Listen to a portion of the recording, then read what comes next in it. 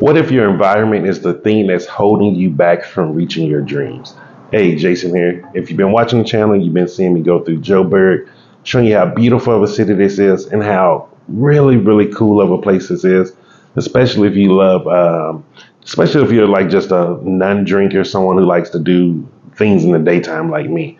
And most importantly, I've been talking about success, what it is, and how to get it in the three areas of life that I focus on, which are happiness, health, and wealth. And so today, and this was an interesting topic that was given to me, so I got to admit that I didn't come up with this one on my own, but it was really cool. And it was talking about like, do our surroundings, our environment, have a role to play with how much success we can or cannot get in life? And this came from, so today I went to Melrose Arch, which is a really cool area if you've never been there. Um, but one of the things that really, really was cool about it was they had a bunch of high-end cars that we're talking about. You could see Aston Martins, you could see McLarens, you could see Rolls Royce. They had some Lamborghinis there. They even had some cars that's been up armored. Really, really cool stuff. Now the question being is, if you're in a neighborhood that doesn't have those type of luxury cars, why is it that you don't see them there? And the thing is, this all goes back to the law of attraction. Like things attract, like attracts like.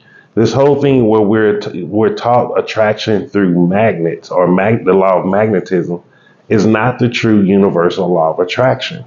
And so with the law of magnetism, opposites attract, meaning negative is going to attract to the positive. If you put two positive poles together, they're going to repel one another. And however, it's the exact opposite when it comes to the law of attraction, the universal law, or how do we manifest or create our environment in front of us. And the way we create our environment in front of us is by becoming that which we want to be. And you may be like, because most people, when they hear that, they're like, well, I don't have the money or I don't have the time. And the thing is, we all have the same 24 hours in the day. Now, we all may not have the same amount of the 24 hours free, but we all have 24 hours in a day. And we all, depending on the level that we're at, we have to start wherever we're at. I didn't start from someone who was traveling the world.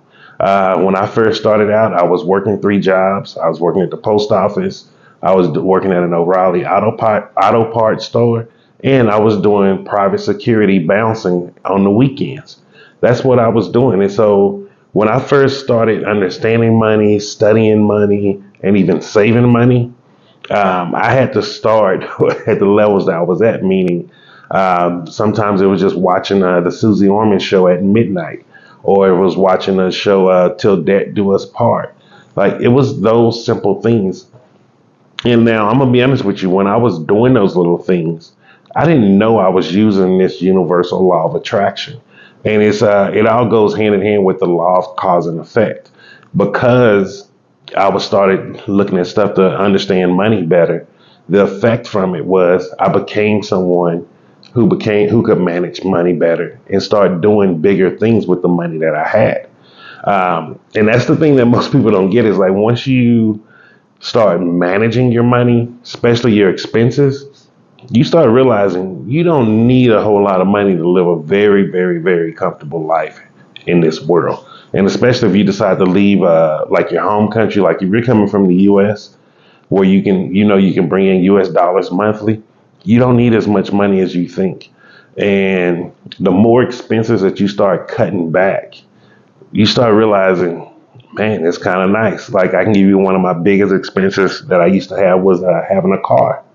So having multiple cars, paying for fuel for those cars, paying for maintenance for those cars, it was expensive. Like I say, I was probably averaging about, I was saying fuel alone, I was averaging maybe 1,000 to $1,500 a month in with two cars each month.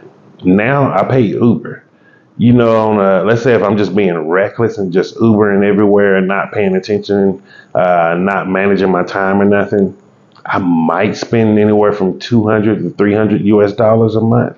And that's being reckless, guys. Like that's not even my how I normally move around. That's just being reckless. And you see the big difference there? Like, it's a crazy thing. And like, really look at this like from a deeper level. With me changing my environment of my home country, because I earn a US dollar and because of the way I'm living my life now, like something just as simple as putting fuel in my car each month, I'm like, what's that, maybe an 80% drop in bills? Like, that is unheard of. So, like, your environment is a very complex thing. Your environment has a lot of things to play with, what you believe that you can get in life. And what I mean by that is, and this is coming from someone who grew up in, I guess you consider an inner city, grew up in a not good neighborhood, and being around drugs and things like that as a child, you start seeing like those factors in that environment. It does cap off a lot of people. And I remember as a kid, when they first started introducing the gang units in Redbird, uh, you really did feel like, oh man, I gotta make it somehow, or I'm gonna end up in jail, or I'm gonna have to sell drugs. Like, I understand now how people go to those type of lives, and it's not their fault. I'm gonna be honest with you. Um, it's easy for us to say on the outside looking in, like, well, I would have done this or I would have done that. And truth is, we probably wouldn't have done much of anything different. Because most people don't understand psychology from a business perspective so much that there's a level of psychology on a social structure that people are just not aware of. And once you start grasping those things, you start realizing through marketing and things like that, you can actually start predicting a number of the population on how successful they will be or will not be in life. And you'll be pretty much spot on. And so I really do encourage people like to always move outside of your environment as much as possible. If that means going on staycations, just going to visit other cities, visiting other towns, or if you can do something big like going on a cruise where you're seeing multiple countries at one time, or just go out and fly out of the country. The bigger you change it, the more you expand your perspective of your surroundings and what's safe, what not safe, and you start seeing the contradiction of what you've been told from what you see on the ground. It start changing things within your brain. Like, remember one thing about the brain: once it sees something, it cannot unsee it. So once you have that level of expansion, you start thinking on a wider and a more expansive level. And how can that not be better for you if you're thinking on a bigger level?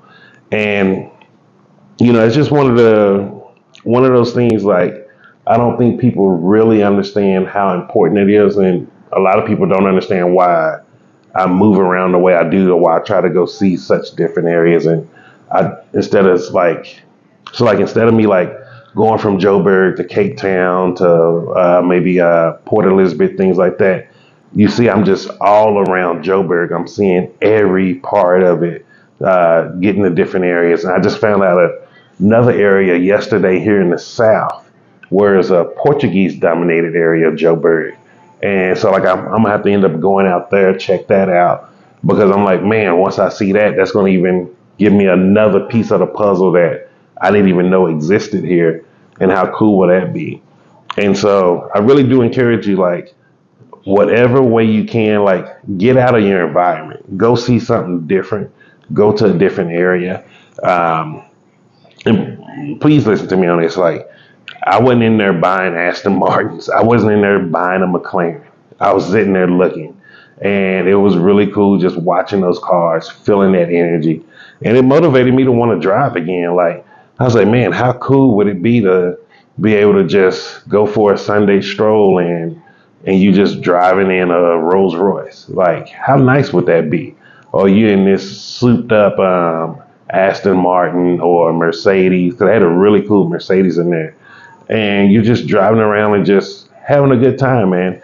Like, life is too short. I can tell you that life is too short. And look, we might as well enjoy this thing to the fullest.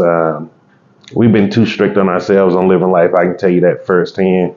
and just enjoy life and have fun, man. And so start looking at other areas, start seeing areas that you may have never heard of, and just start researching things. It can start out as small as just watching videos on YouTube of people walking around in areas, and you'll be shocked on how much that inspires you to start doing more. And so, hope you like this video. Hit the like button, hit the subscribe button if you want to get up to date videos like this every day, and share this content with others. You never know who might be needing this type of information, and it's just one click away. And just remember, I'm Jason, and success is simple once you know how.